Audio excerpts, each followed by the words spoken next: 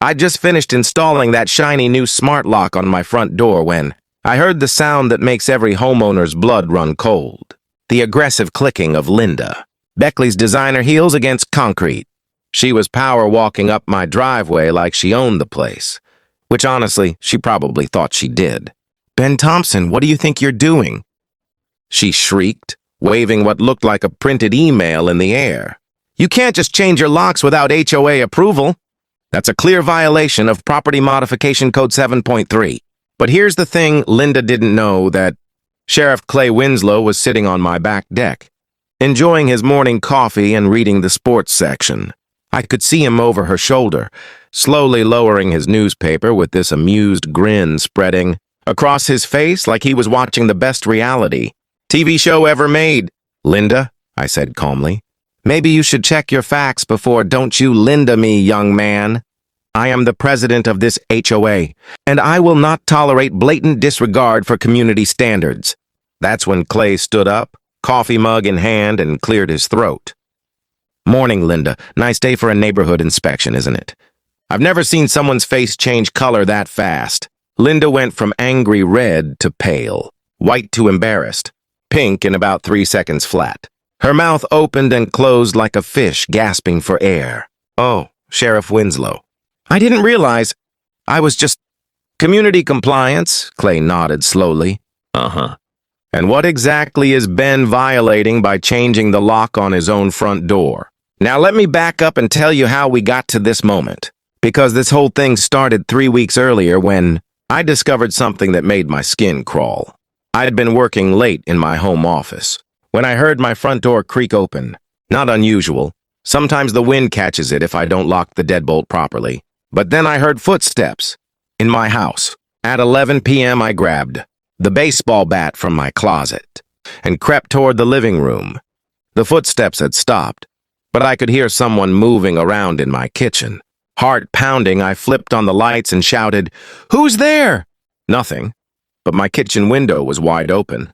The one that faces the Hendersons' backyard, and there was a muddy footprint on my white tile floor. A footprint that definitely wasn't mine. I called the police immediately. Clay showed up within 10 minutes. Took photos, dusted for prints, the whole 9 yards. But here's what really got my attention. Whoever broke in had used a key. No signs of forced entry, no broken windows, nothing. They'd walked right through my front door like they owned the place, Ben Clay said, examining the lock. "This is an older model. Pretty common in this neighborhood. You might want to consider upgrading to something more secure." That's when it hit me. When I'd bought the house 2 years ago, the previous owner mentioned that the HOA kept spare keys for emergency purposes. I'd never thought much about it until that moment. The next morning, I marched straight to Linda's house and knocked on her door. She answered wearing one of those floral bathrobes that scream, "I volunteer at the library and judge your landscaping choices. Ben, what can I do for you? It's rather early. Linda, I need to know who has access to the HOA emergency keys." Her expression shifted just slightly.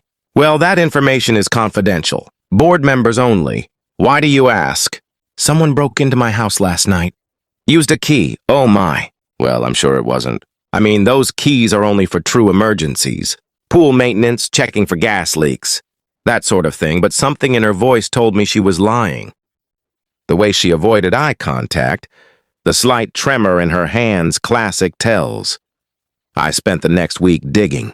Called the previous homeowners, talked to neighbors, even reached out to Todd, Linda's nephew, who'd been doing odd jobs around the neighborhood. And slowly a picture started forming. Turns out, Linda had been using those emergency keys for her own personal inspections, checking to make sure people weren't violating HOA rules behind closed doors, making sure everyone's interior paint colors matched the approved palette, making sure no one was running unauthorized businesses from their homes. Mrs. Henderson mentioned finding her spice rack reorganized after a gas leak inspection that never showed up on any city records. Mr. Park discovered someone had been in his garage, measuring his workbench to see if it exceeded the square footage limits for personal workshops.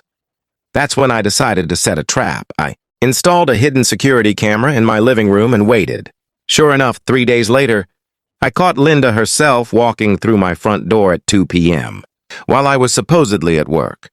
She spent 20 minutes going through my mail, checking my thermostat settings, and even opening my refrigerator to inspect the contents. The footage was crystal clear. Linda Beckley, HOA President, committing breaking and entering with a smug smile on her face. So I changed my locks, got the most high-tech smart lock I could find, complete with fingerprint access and smartphone alerts. If Linda wanted to inspect my house, she could knock like a civilized human being, which brings us back to that morning on my driveway, with Clay sipping coffee and Linda looking like she'd rather be anywhere else on Earth. Sheriff Linda stammered, "This is really just a community standards issue. Ben hasn't followed proper procedures for exterior modifications." Clay set down his coffee and pulled out a small notebook. "Linda, what I'm more interested in is how you knew he changed his lock so quickly. Were you planning to use your key today?" The silence was deafening. You could practically hear Linda's brain scrambling for an excuse. The morning patrol.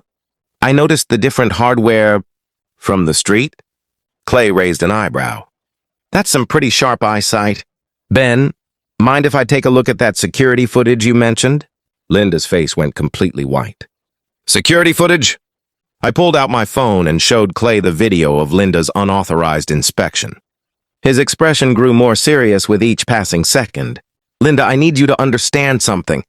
Using a key to enter someone's home without permission isn't an HOA violation. It's criminal trespass. And depending on what you were looking for, it could be burglary. Community standards require a warrant," Clay said firmly. "Which you don't have. What you do have is a potential felony charge hanging over your head." Linda tried one last desperate play. "This is harassment! I'm being targeted because I'm trying to maintain property values." That's when Clay smiled, not a friendly smile, but the kind of smile that says your excuses just ran out. "Linda, I've been getting complaints about you for months. Unauthorized entries, harassment of residents, abuse of HOA authority. But this video? This is evidence of a crime." I watched Linda's entire world crumble in real time. Her shoulders sagged. Her perfectly styled hair seemed to deflate. And for the first time since I'd known her, she looked genuinely scared. I was just trying to help the community by violating people's privacy and breaking into their homes." Clay shook his head. "I think we need to have a longer conversation about this, downtown, and that's how..." Linda Beckley went from HOA tyrant to criminal defendant in the span of 20 minutes. Clay arrested her right there in my driveway, handcuffs and everything.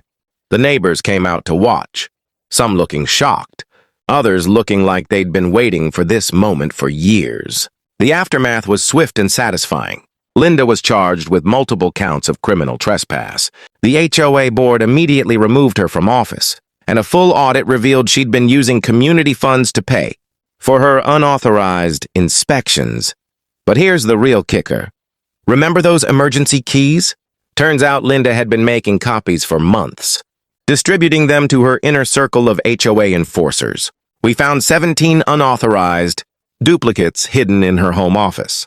6 months later, Linda moved out of the neighborhood entirely. The new HOA president is actually reasonable. The dues went down, and people started enjoying their homes again, instead of living in fear of surprise inspections. As for me, I kept that smart lock, and I sleep a lot better knowing that the only person who can walk into my house uninvited is me. Sometimes all it takes is changing one lock to change everything. And sometimes the best security system you can have is a sheriff who happens to be enjoying his morning coffee on your deck when the neighborhood tyrant comes calling. So what do you think? Have you ever dealt with an HOA president who thought they were above the law? And what would you do if someone was using their position of authority to violate your privacy? Let me know in the comments, because trust me, there are Linda Beckleys in neighborhoods everywhere, and they're all counting on people being too scared or too polite to fight back. Don't let them count on you.